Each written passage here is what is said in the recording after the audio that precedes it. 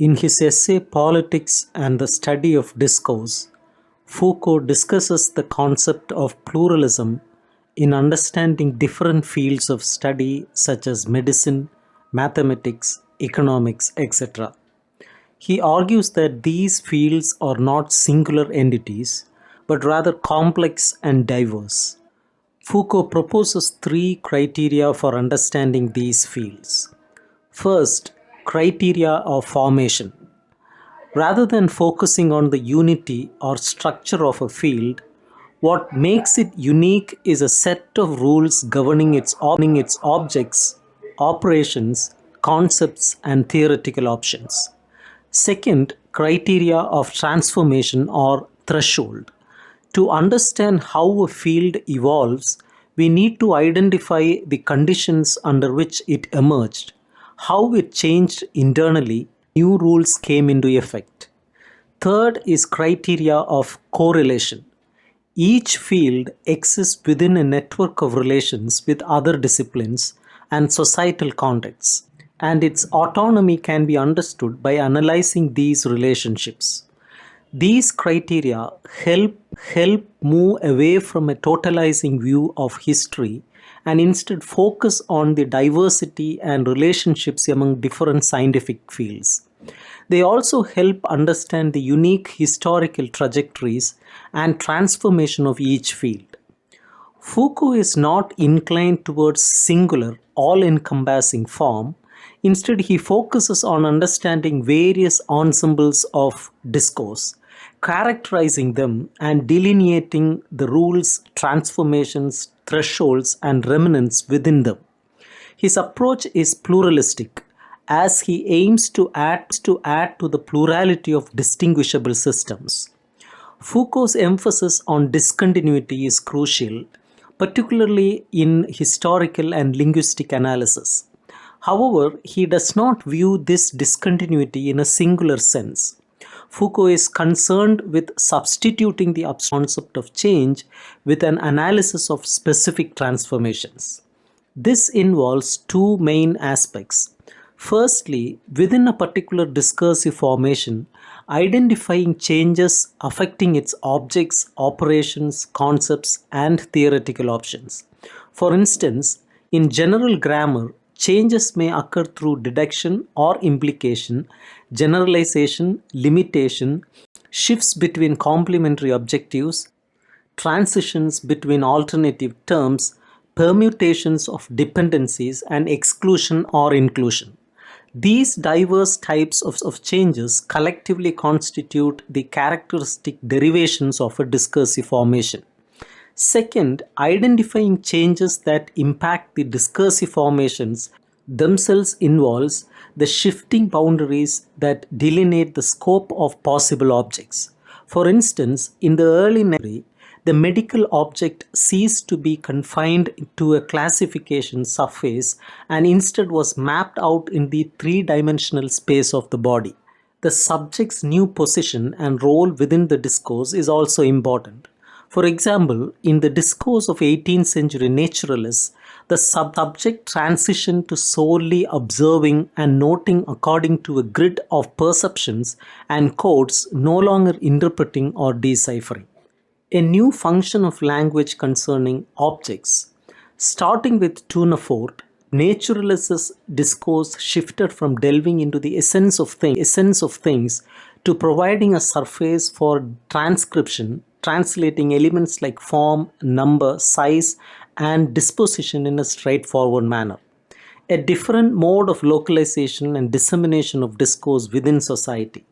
Clinical discourse, for instance, does not originate, undergo inscription, diffuse, accumulate, preserve, or undergo contention in the same manner as 18th century medical discourse. These changes of a higher order than previous ones define the mutations that impact the discursive realms themselves. There are changes that simultaneously impact several discursive formations. The reversal of hierarchical diagrams.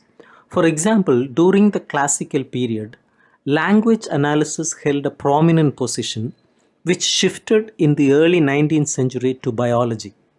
Second, alteration in the nature of the guiding principle.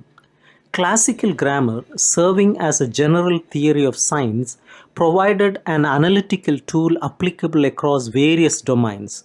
In the 19th century, certain biological concepts such as organism, function, and life were metaphorically imported into other fields, generating ideas like social organization and the life of words. Third, functional displacements.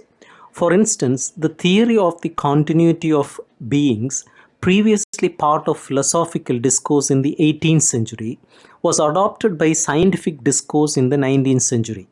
These transformations, operating at a higher level than the previous groups, represent changes specific to the episteme itself and its redistributions. The important aspect for Foucault is to give substance to the concept of change by focusing on specified modifications.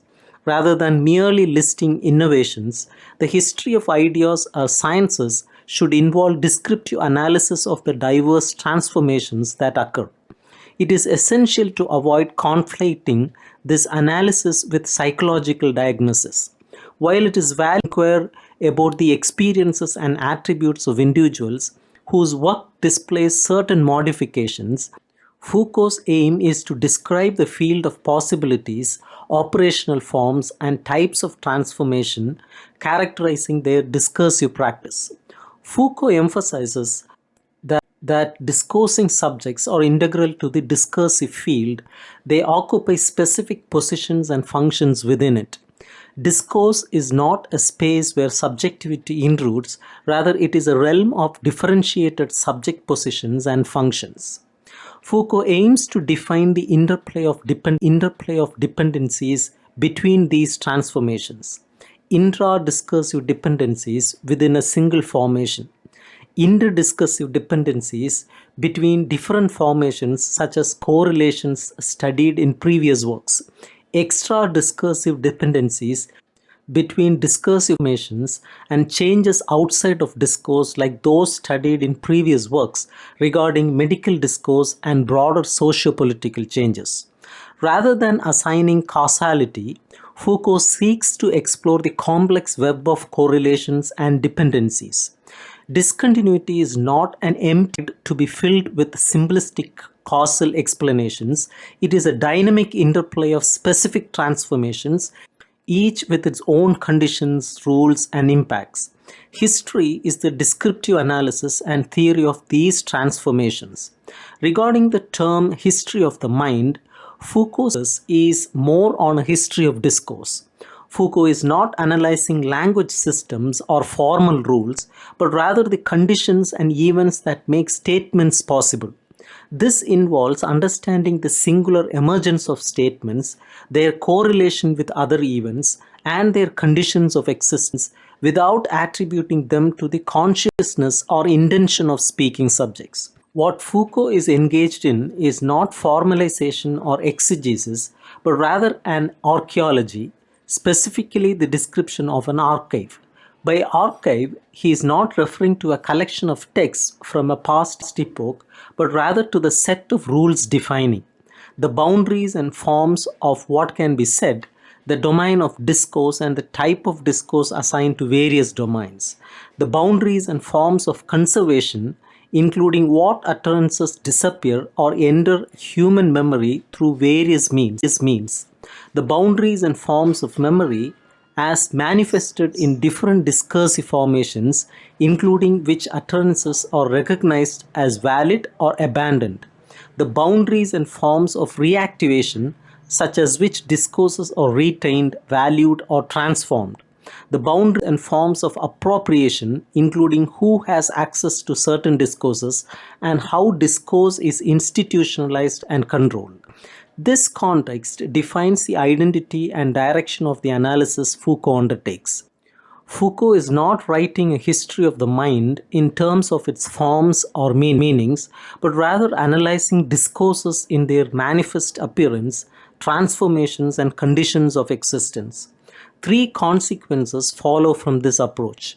Treating discourse as a monument to be described in its intrinsic configuration rather than a theme for commentary.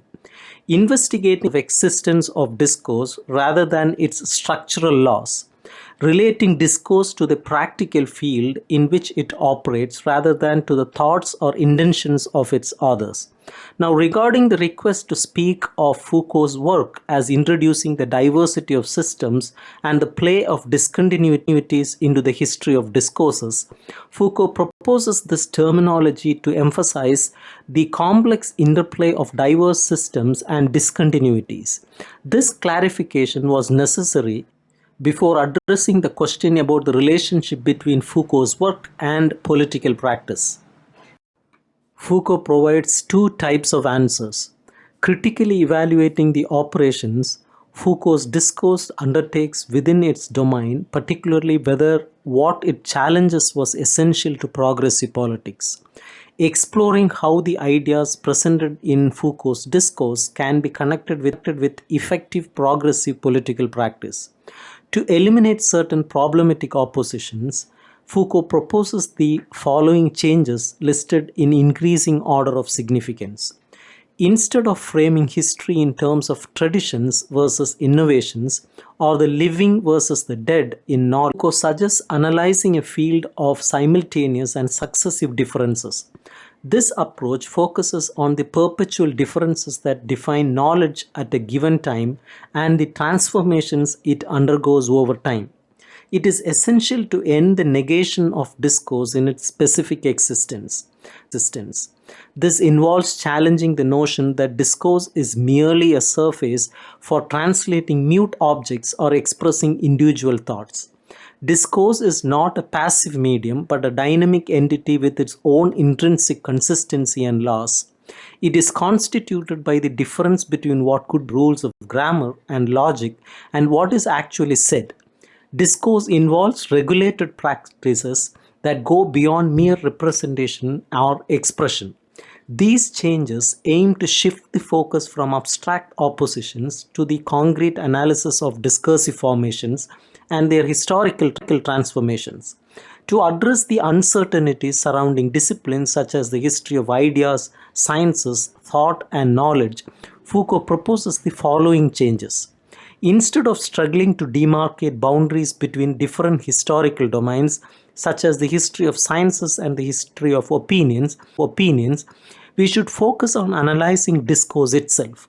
By examining discourse in its conditions of formation, serial modification, and dependencies, we can understand its relationship with other practices more clearly. Rather than treating the history of thought as a reflection of extrinsics or as a symbolic expression of total forms, we should view it as a history of discursive practices within specific relationships to other practices. This approach avoids the need for a global history centered around one principle or form and instead allows for the description of practices and the dynamics of their relations.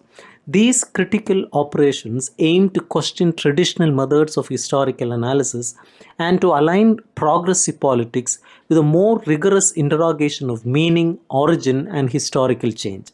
Rather than clinging to metaphors that obscure the complexities of historical processes or devaluing discursive practices as mere transient phenomena, progressive politics should engage in a thorough examination of a discourse and its role in shaping social, political, and cultural realities. Implications of the discourse one discusses would find dangerous comfort in assuming the guarantee provided by a primitive foundation or a transcendental teleology. If politics were to habitually exploit metaphors of life or models of movement and abandon the rigorous analysis of practices, relations, and transformations, it would be taking refuge in a global history of totalities and symbolic values. Such a stance would obscure the complexities of historical change and undermine the critical task of understanding discourse in its specific relationships with other practices. One may rightly ask, why should delving into the origins of philology, economics, or pathological anatomy concern politics or matter in today's context? Foucault's response would be as follows. Currently, the status, conditions of exercise, functioning, and institutionalization of scientific discourses pose an important problem for political practice. This is precisely what Foucault has chosen to analyze historically, focusing on discourses with dense and complex fields of positivity, such as medicine, economics, and the human sciences. Let's take discourse formation in medicine from the early 19th century to the present. This historical fact cannot be backdated to a remote origin nor dismissed as a pseudoscience. It intuitively relates to a certain number of precise political events, notably those associated with the French Revolution. The challenge lies in giving this relationship analytical content. One hypothesis suggests that changes in consciousness regarding disease were influenced by broader economic, social, and political changes. However, while these changes may be true, they do not fully account for the emergence of a scientific medicine. Another hypothesis suggests that fundamental notions in clinical medicine can be derived from the political practices or their theoretical reflections. However, such analysis fail to address the essential question: what must be the mode of existence and function of medical discourse amidst other discourses and practices for such correspondences to occur. Therefore, Foucault proposes shifting the investigative focus. The link between political practice and medical discourse is more direct. Political practice transforms the conditions of emergence, insertion, and discourse. The transformations brought about by political practice do not merely reflect, transpose, or express themselves in the concepts, methods, and utterances of medicine. Instead, they alter the rules of formation of medical discourse.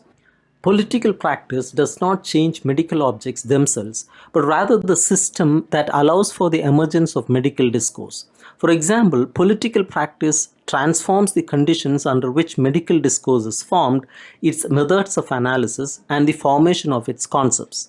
These changes occur within a domain with its own configuration and limitations, not offering unlimited possibilities for modification. From such an analysis, several insights can be gleaned. First, description of relations. It becomes possible to describe the relations between scientific discourse and political practice in precise terms, understanding their formation and coordination. Second, role of political practice. Political practice does not have a creative role in generating sciences, but transforms the conditions and systems of functioning of discourse. It does not reduce the consistency of the discursive field, nor universally dictate its content. Relations between political practice and discursive fields can be articulated on another level, understanding how various practices intersect and influence each other. 4. Historical conditions of possibility. Phenomena like influence and communication of models find their historical conditions of possibility in prior modifications, emphasizing the importance of understanding the historical context of discursive practices. In conclusion, the endeavor to analyze discourses, particularly scientific discourses, as regulated practices with specific dependencies and transformations is not merely a theoretical exercise. It has significant implications for political practice. It challenges the notion of discourse as a transparent expression of consciousness and highlights the importance of understanding discourses within their historical and analytical context. It is understandable that some may find discomfort in recognizing that discourse functions according to anonymous rules rather than as a direct expression of consciousness. However, this recognition allows for a deeper understanding of discourse and its role in shaping our understanding of the world. Ultimately, discourse is not life itself, nor does it reconcile us with death. It operates according to its own laws, indifferent to